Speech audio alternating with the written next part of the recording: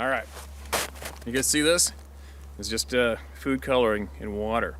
And what this is this is a model to show you guys exactly how many scent particles are coming off of me right now and aren't stopping. And they are rising up above my body an average 14 to 18 inches. And they are dropping all around the ground right now, all around me right this very moment. I can't stop it. And as well, a lot of the finer particles are getting carried away with the breeze, whichever way the breeze is going. So check this out. These are my scent particles coming off of me right now, okay? They're coming off of me head to toe, off everything. Coming from my breath, from my hair, from my ears, from my jacket, from my rubber boots. They're coming from everything. And where do you think these scent particles are going? They're going in the wind, and they're going all over the ground right now. I'm going to show you what it looks like as I'm standing here. But as I'm standing here, this is what is happening. You see this? Scent particles. Now, scent particles actually have a weight. You can actually weigh a scent particle. It has a weight to it. It's a substance. Okay? See that? Still going. My scent particles are still leaving me from head to toe, falling off of me, rising up from the heat, the warmth, and dropping back down to the ground. Okay? The whole time I'm standing here. Now I want you all to tell me how I can stop these scent particles from leaving me, from leaving my clothing, from leaving my breath, leaving my hair, my hat, my jacket. How are these scent particles going to stop coming off my body like this? Do you think they can? Do you? Well, let me tell you something. The reason I'm showing you guys this, because some of you might be hunters, some of you might be trappers, and many of you do not have a clue or understand how scent particles work, okay? And that is where a lot of these companies come into play, and they take advantage of that, and they sell you scent blocking or covering products, whether that be some kind of magical spray in a container like I have right here, or maybe they convince you that they have some type of a clothing that you can put on that will stop these scent particles from coming off you 24/7. And that is actually false. It's false information. They'll even say, some businesses will tell you that it's scientifically developed. Okay? No. You got to understand, I don't benefit from doing this at all. The only thing I'm doing for you guys is I'm sharing knowledge with you. I'm sharing the facts with you people. Okay? I'm helping you.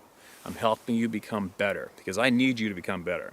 Especially for hunting, for trapping, for conservation. I need all of you to become better. All right? Because it pays off in the end. The faster, the more I can make as many of you better, that means you have more success, and that means your friends and family and co-workers hear of your success and they want to join you too.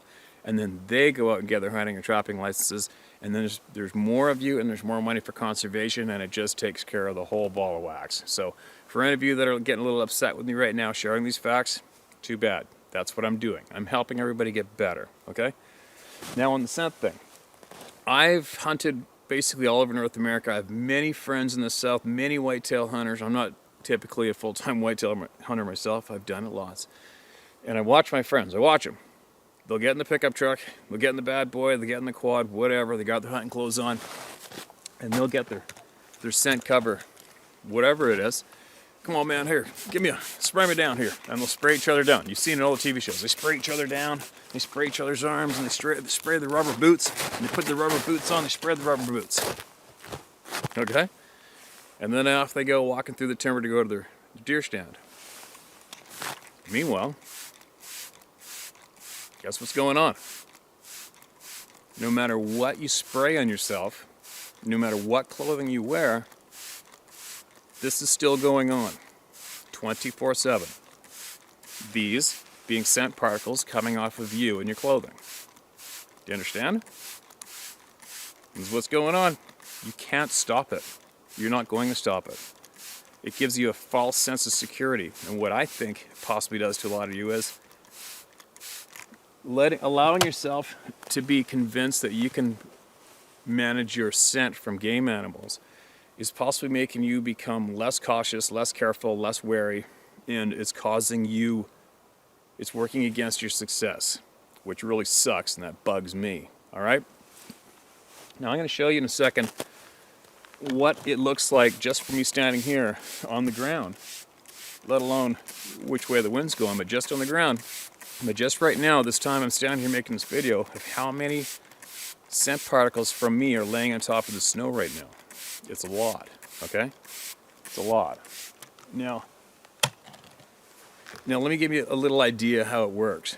There's one video made by a trapper in British Columbia. He interviewed a dog handler, a man tracker, who has bloodhounds which track human perpetrators.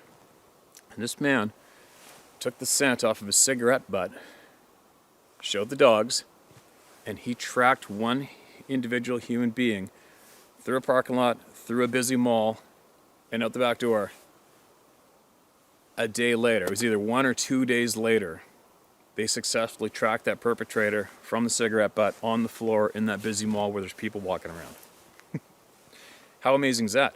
But you know why? It's because that perpetrator left a scent trail on the ground everywhere he went, just as I am right now, and just as 100% of you are right now, wherever you're watching this video from. You're leaving your scent all over the place. All right? Now, the only way that you can stop your scent from falling on the ground, going in the wind, is if you were to wear some kind of a spacesuit, or if you possibly wrapped a balloon around yourself and tied it off. That's the only way. That's the absolute only way. All right? You don't think so? I want you to explain to me then, if you use a fluid, a spray fluid that you think controls your scent, I want you to think about it clearly, maybe even comment below, and I want you to tell me, while spraying your boots, spraying your jacket, spraying this, spraying everything, and then carrying out to the forest, I want you to accurately tell me how that stops your scent particles from coming off of your body 24/7, landing on the ground or going in the air. Because you can't, because it's impossible, okay? So what I'm saying is I really need all of you to listen to my knowledge of my past experience as an experienced wolf predator manager, successful hunting guide. I have never used a scent cover blocking product once in my life, and I have been very, very close to a lot of game animals a lot of times, and it's only because of movement, watching my movement, and watching the wind. That's the only way you're going to get near game. It's the only way you're going to conceal your scent from animals, is using the wind and approaching from downwind, or approaching your stand typically from downwind of where you expect your game to come into your stand. That's the only way. Now, obviously, especially during the rut, the more you go out there, the more crazy things are going to happen. And sometimes you are going to have a game animal come at you from downwind. I've had it numerous times. I had a record buck, black-tailed buck, come on top of my fresh tracks with the wind in my back because I rattled some horns, and he did not care. He was so right up, he came straight at me. I shot him at 8 or 9 yards with my bow. I could not believe it. Now, had I been using some kind of a scent product, scent control product, I would have been swearing up and down that it worked. That's the reason the buck came in and didn't even know I was there. But of course those things are going to happen. Of course there's going to be examples of that happening, but it's not because of your scent being blocked. It's not. It's just the more you go out there, the more some of these things can and do happen. All right? So, okay, do you see that? Do you see that all around me here and the wind's going that way? These are all my scent particles, and they're going to remain on top of that snow for days, up to a week or even more. Unfortunately, the sad fact is, the scent particles that I'm laying down on top of the snow right now, they're going to last here for over a week. And you know, and another thing too is they're heat activated. So these scent particles might hit the snow right now, cool off, but even laying on top of snow, as soon as that sun hits those particles, it reactivates them again and gets them even more potent again. That's a proven fact. So please keep in mind, before you go out and spend a pile of money on some kind of placebo item that somebody is trying to convince you scientifically works, well, it doesn't work. Okay? It just doesn't. There's no way it can work. You know, sure, it might help. It might help cover a scent to the human nose, maybe some kind of a baking soda related product or whatever you have. It's easy to hide that from human noses because we just don't have that powerful scent detectors built inside of us. We just don't. And But another reason why I know that industry, those products are successful is because game animals can't speak English. So in a court of law, our star witnesses would not be able to tell us, no, I smell you anyways, it's a gimmick. So until game animals can speak clear English, people are going to get away with making a pile of money off of you as they convince you that they can stop your scent from reaching the noses of game animals. So if anybody can actually come up with a method to stop your scent, please let me know how. And as another further example, if some of you people out there are still adamant that scent products, clothing, sprays, works, detergents, soaps, whatever, then I'm going to give you guys this, I give anybody this standing opportunity.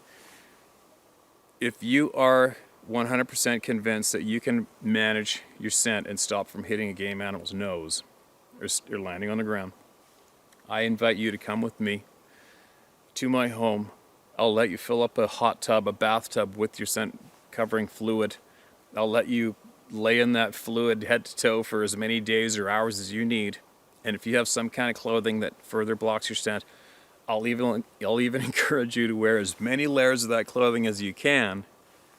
But then you have to come with me, and I'm going to set up and I'm going to videotape a sow, grizzly bear, and her cubs on a moose kill, and you are going to sneak into that sow and grizzly cubs from upwind. We're going to see how close you get to her, and I'm going to videotape the results.